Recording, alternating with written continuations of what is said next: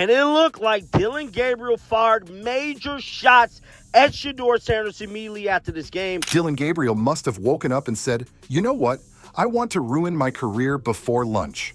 Because out of all the things he could have done, throwing an interception, fumbling on the goal line, or even rocking a mullet haircut, he went for the most dangerous play of them all, disrespecting Shedeur Sanders. On live television, in the year of the Shedeur Sanders effect. That's not just a bad idea. That's like walking into traffic blindfolded while juggling fireworks. It's just part of it. You know, there's entertainers and there's competitors. And I totally understand that. And my job is to compete. And that's what I'm focused on doing. Of course, we're doing this mid-game, but, you know, it's something that I'll get used to and just want to be the best team that I can and create an environment where we can all go do our best work. That's all we want to do. It's just part of it. You know, there's entertainers and there's competitors. I had to hear it again to make sure I heard what I heard. Let's get this straight. Shedeur Sanders isn't just a quarterback. He's not just a football player. He is the human ratings machine. The moment he steps on the field, stadiums sell out, merch sales skyrocket, and ESPN producers start drooling like they just spotted the golden goose. The man could sneeze and it would trend on X. Compare that to Dillon Gabriel, who could throw 5 touchdowns and people would still ask, wait, who's that again? From are entertainers, and you have a job to do, and I respect it, right? And I'm a competitor, so I have a job to do as well. And I think, you know, just understanding that, that's how I've lived by, and I've said that multiple times. So definitely not a new quote, but something that I've definitely said before. But Dillon apparently didn't get the memo. He went full kamikaze and decided to throw shade at Shedeur, publicly. The kind of disrespect that makes fans pause their nachos and rewind the clip 3 times just to make sure they heard it right. The disrespect so loud that even Shedeur's NIL sponsors probably sat up and said, excuse me, what did he just say about our moneymaker? He made some very, very interesting comments. He said, there are entertainers and there are competitors, and my job is to compete.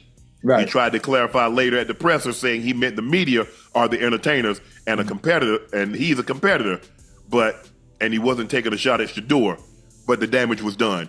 Everybody knows what he meant by that, because you know why? I'm gonna let you take off. You remember at Oregon what the head coach said when they played Colorado? Right. Who was the quarterback? Yeah. Who was the quarterback? Okay. And here's the kicker. Shedeur didn't even have to respond. Because when you diss Shedeur Sanders, you're not just going against one man, you're going against the entire Sanders empire.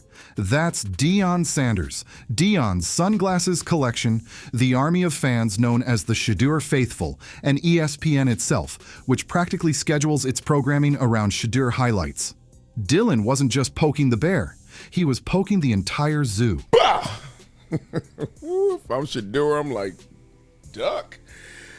Direct shot at Shedeur. And I don't know Dillon Gabriel, but I know the dynamics in which he's dealing with. I've told you guys countless times how many teammates I've had, and whether it was me in that position or other teammates, where you had a love-hate relationship with your teammate. Now fans didn't waste time. Within minutes, Twitter timelines lit up like a Christmas tree. Memes came flying out faster than Dillon Gabriel's actual passes. People were photoshopping him wearing a dunce cap, holding a Shedeur's Waterboy sign, and one genius even compared him to a background extra in Shedeur's highlight reel. Because let's be real, Shedeur Sanders has backup wide receivers who are more famous than Dillon Gabriel. Dillon Gabriel said there's entertainers, there's competitors, we're entertainers, we're journalists. But what he said, I guess you could sort of, what do you think about that? What's your reaction to his comments there? Well, I was watching this game live, and I watched that interview live, and I watched what he said. Now, here I am coloring in all of the context for you guys. When he was being interviewed, you could tell he was nervous and kind of didn't want to be there. He was kind of want to get back to the sideline and watch the game. And so that question followed up when he was given shorter answers. So when he said that, I felt like he was directly talking to Aditi Kingabwala and saying, you guys are entertainers. Sponsors noticed too. You think brands want to be tied to the guy who insulted Shedeur Sanders? Absolutely not. Somewhere in a boardroom, an executive just crossed Gabriel's name off a list and said, let's never speak of him again. Even water bottle companies probably said, nah, we're good. We don't need this kind of negativity. Here's a litmus test. You ever been on a team? Go grab that team photo. Right now, how many of those guys can you name? Go. Not all of them, for sure. 50%, most people can't. It's because we're not all connected, even though we're all a part of the same thing. So Dillon Gabriel is connected to the Cleveland Browns because he got drafted 3rd round, excited for his opportunity and trying to make the squad. Hours later, they draft another guy who has now taken not only Cleveland, but the whole football world by storm. And now, every time Dillon Gabriel hears his name, he hears Shedeur Sanders. Meanwhile, Shedeur didn't break a sweat. He was probably too busy FaceTiming with Tom Brady, planning his next Rolex flex, or casually preparing for his next primetime game where millions tune in just to watch him tie his shoelaces. That's the Shedeur effect.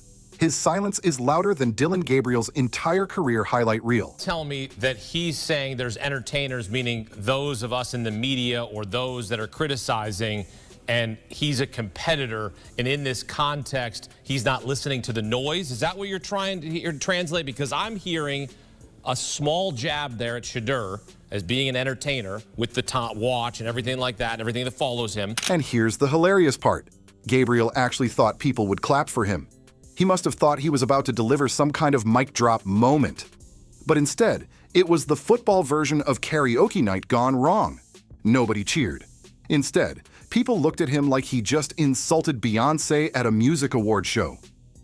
That's the level of untouchability Shedeur Sanders has reached. The fallout was instant.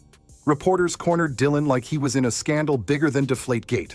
Journalists were asking questions like, "Do you regret what you said about Shedeur?" And "How long do you think you'll last before the internet cancels you?" This man went from being a starting quarterback to being the star of a PR disaster in under 24 hours. Don't tell me Dillon Gabriel plays a half of football and then throws an absolute shot at Shedeur Sanders. 13 of 18, 143, 1 pick, 6, mind you. And he comes back to the podium, sideline interview, and says this. And let's not forget, Deion Sanders has receipts. Coach Prime doesn't just sit back and let people disrespect his family.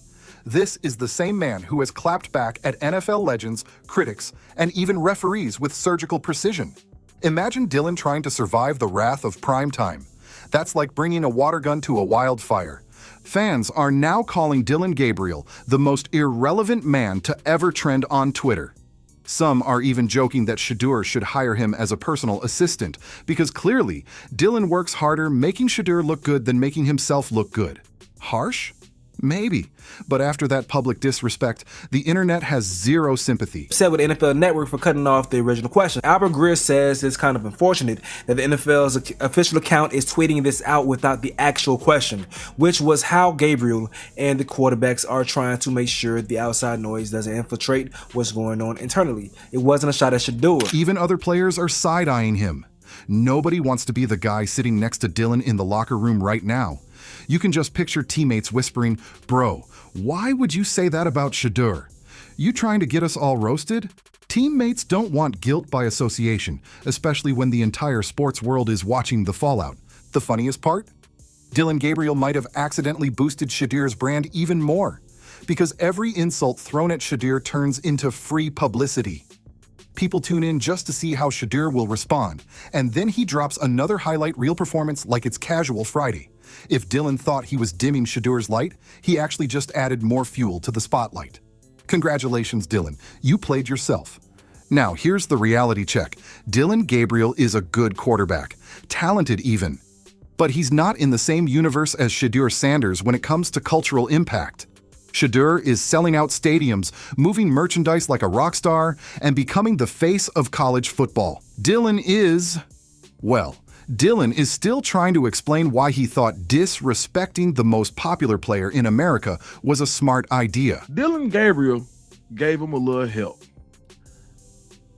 I'm not even speaking on Dillon Gabriel's on-field performance.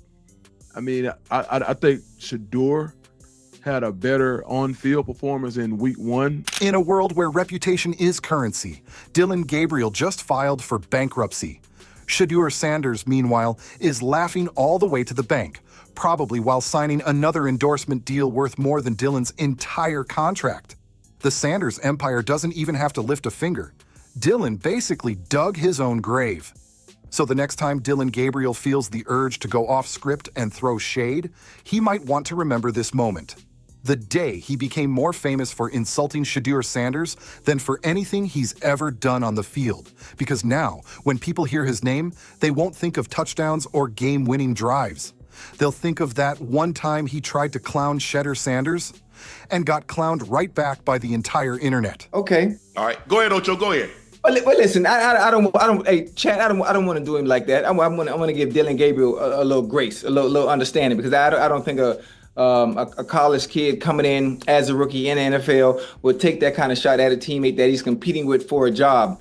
I just don't see. I don't see it. I see it as him when he says entertainers in that aspect where he said it's the media. I'm not sure how he views the media as the entertainers, but the way the media stirs the pot and creates the ruckus, and all he does is compete. I see it from that sense. At the end of the day, Dillon Gabriel's career isn't over, but his credibility, his cool factor, his public approval rating, those might be gone for a while. You can't insult Shedeur Sanders in 2025 and expect to walk away unscathed.